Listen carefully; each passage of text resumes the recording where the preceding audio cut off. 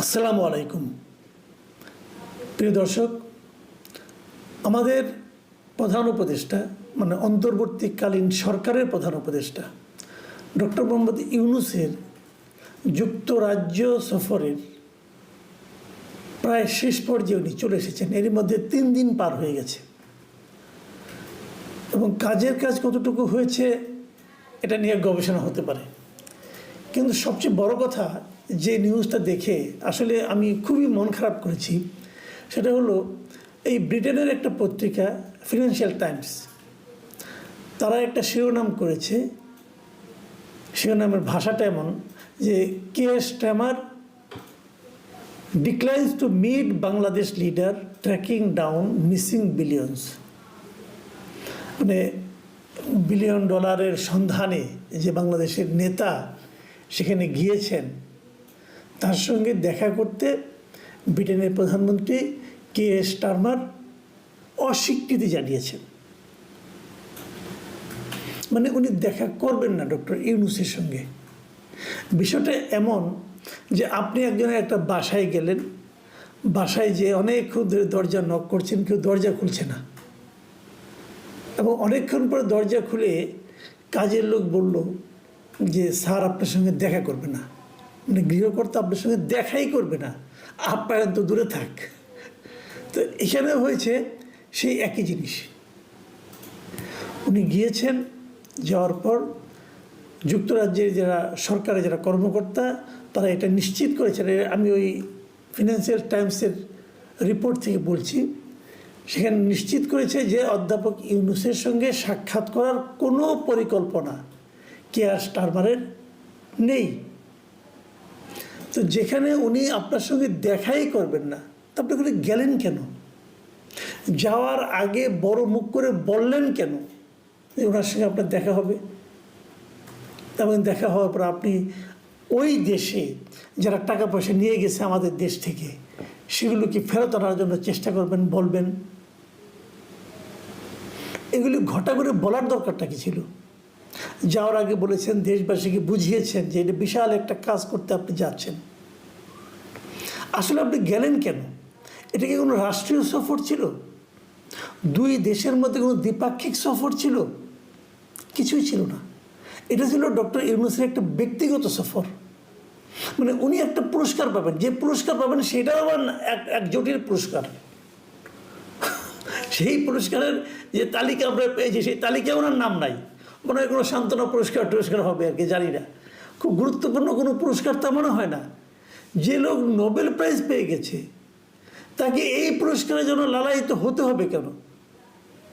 উনি গেছেন, এয়ারপোর্টে নেমেছেন, কোনো রাষ্ট্রীয় প্রোটোকল ওনাকে দেওয়া হয়নি।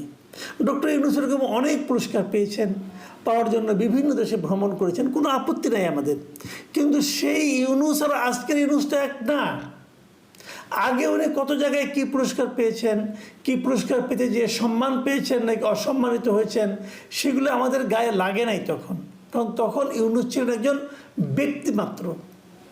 এখন কিন্তু ডক্টর ইউনূস একজন ব্যক্তিমাত্র নয়, উনি এখন এই দেশের প্রধান নির্বাহী, বাংলাদেশ সরকারের প্রধান ব্যক্তি। উনি যদি যে কোথাও অপমানিত হন, উনি যদি কোথাও যে অসম্মানিত হন, সেই অপমান কিন্তু কেবলমাত্র ডক্টর ইউনূসের গায়ে লাগে না, এই পুরো দেশের জাতির গায়ে লাগে।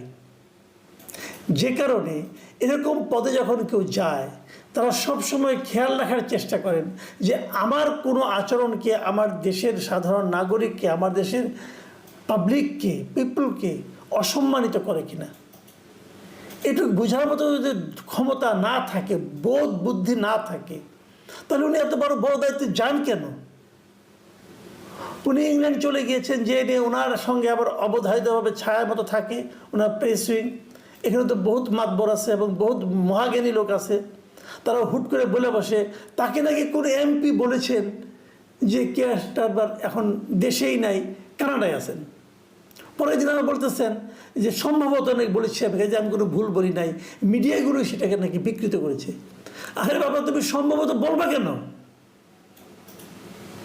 তুমি তো কোনো মানে সাধারণ মানুষ, তুমি সরকারের প্রধান উপদেষ্টার প্রেস সেক্রেটারি, তার সঙ্গে আবার সিনিয়র সচিব, তুমি সম্ভবত বলো কেন? তোমাকে সম্ভবত বলার তো নেই। তুমি যেটা বলবা সেটা অফিসিয়াল ইনফরমেশন, সেটাই হলো অফিসিয়াল ভাষ্য হবে।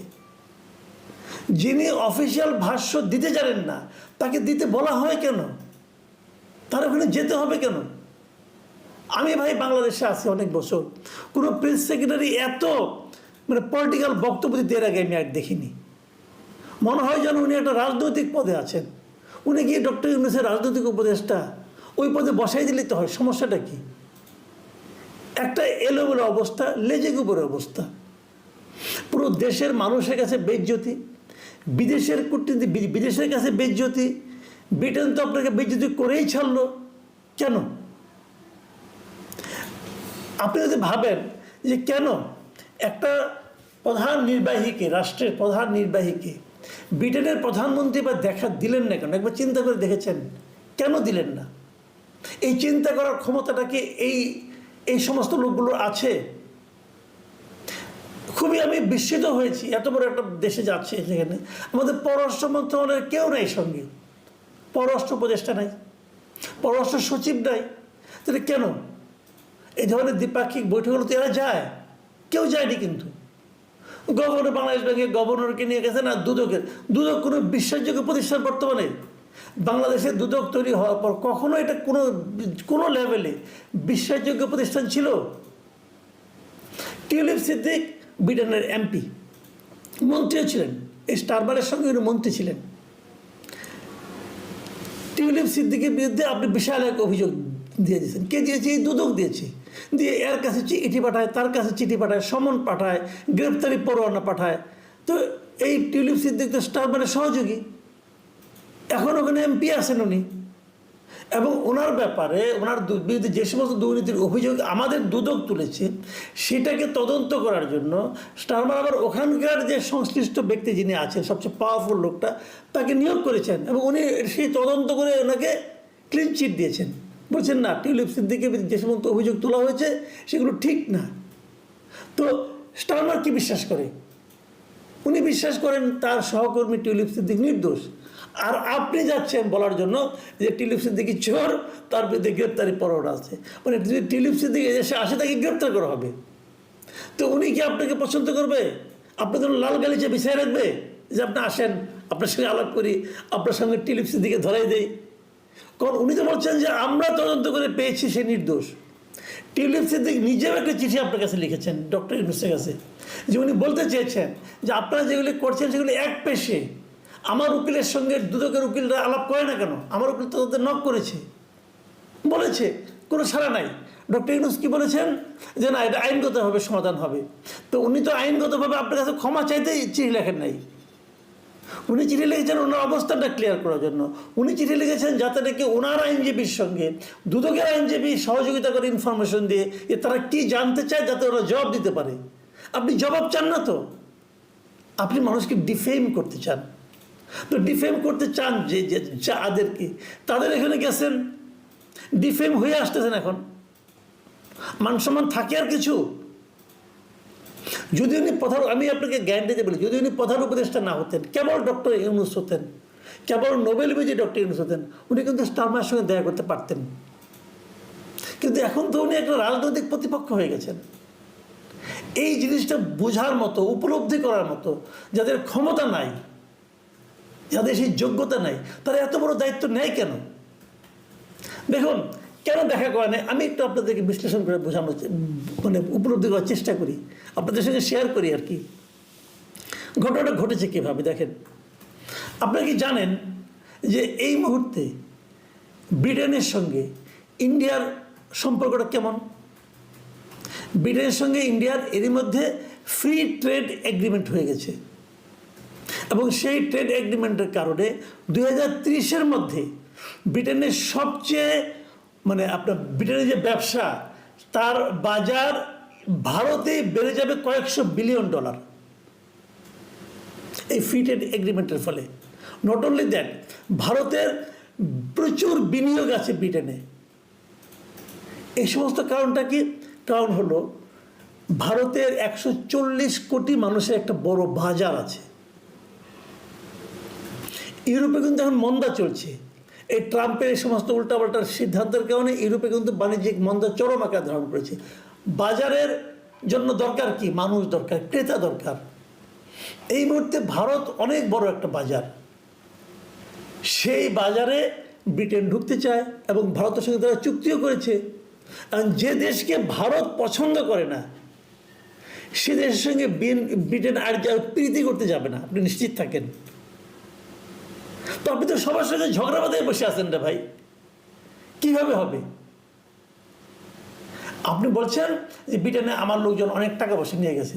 ভাই, পৃথিবীর কোনো দেশ বাইরের থেকে টাকা পয়সা যারা নিয়ে আসে, লুটপাট করে নিয়ে আসে, তাদের কি ফেরত দেয় দেখেছেন কখনো?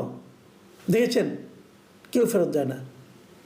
আমেরিকায় কত হাজার বিলিয়ন ডলার বাইরে থেকে চলে গেছে বিভিন্ন জায়গার থেকে, তারা কি চাইলে ফেরত পাবে? পাবে না তো। এই যে বিন লাদেন, এদেরই মানে কত বিলিয়ন ডলার আমেরিকা আছে, ফেরত পেয়েছে তারা? এগুলি কেউ দেয় না ফেরত। নিয়ে যাওয়া সহজ, ফেরত আনা কঠিন। কানাডায় এত ভালো সম্পর্ক, কানাডা বেগমপাড়ায় কেউ টাকা ফেরত দিয়েছে? এই পর্যন্ত ডক্টর ইউনূস আসার পর পৃথিবীর কোনো দেশ থেকে একটা টাকা ফেরত আনতে পেরেছে? পারেনি। তারা হয়তো বাজেয়াপ্ত করবে, জব্দ করবে, কিন্তু আপনাকে ফেরত দেবে না। আর ব্রিটেন ওরা তো দেবেই না, বেসিক্যালি তো চোরের জাত। আপনি ভাবেন, এই আমাদের পাক ভারত উপমহাদেশের সবচেয়ে পৃথিবীর গর্বের বস্তু বলা হয় না একটা, যে ওই ময়ূর সিংহাসনের মধ্যে যেটা ছিল কোহিনূর, পৃথিবীর সবচেয়ে দামি হীরা যেটাকে বলা হয়, সেই কোহিনূর কোথায় এখন? সেই কোহিনূর এখন ব্রিটেনে, ব্রিটেনের রানীর মুকুটের মধ্যে ছিল। ওটা তো আমাদের প্রপার্টি, ওরা তো নিয়ে গেছে চুরি করে, তাই না? ফেরত দিছে। আচ্ছা, আমরা মাঝে মাঝে বলি না যে পাকিস্তান আমাদের কাছ থেকে এত জিনিস লুটপাট করে নিয়ে গেছে, আমরা পাকিস্তানের কাছে এত হাজার কোটি টাকা পাই, বলি তো, দাবি করি, অমুক করি, তমুক করি। পাইছে 1 টাকা? কেউ ফেরত দেয়? ফেরত দেয় না। পৃথিবীর সবচেয়ে কঠিন কাজ হলো নিজের টাকা অন্যের কাছ থেকে আদায় করা। সেই কাজ করতে ডক্টর ইউনূস গেছেন এমন এক দেশে যেখানে নাকি আবার তারা মনে করতেছেন যে ওই প্রধানমন্ত্রী যিনি খুবই ঘনিষ্ঠ টিউলিপ সিদ্দিক, সে নাকি চোর, তাকে চোর বানাতে যাচ্ছেন আপনি। পাবেন ভাই, এত সহজ না। যাই হোক, সেগুলো তারা করুক যদি পারে, আমার কোনো আপত্তি নাই। কিন্তু আমার কথা হলো, এর মাধ্যমে আপনি যে জাতিকে অপমান করছেন, এটার কি হলো? আপনি এক জায়গায় যাবেন, তার সঙ্গে আলোচনা করছেন। আমরা তো এমনি তো দেখি, আমরা তো ভাই বোনের সঙ্গে দেখা করতে গেলেও কিন্তু ফোন করে যাই যে তুমি কি আছো, আমি কি আসবো বিকালবেলা, ফোন করে যাই। আর আপনি হুট করে চলে গেলেন। মানে কূটনীতি মানে একদম কখ যারা জানে তারাও বলবে এটা হলো সেধে সেধে পরে বেজ্জতি হওয়া।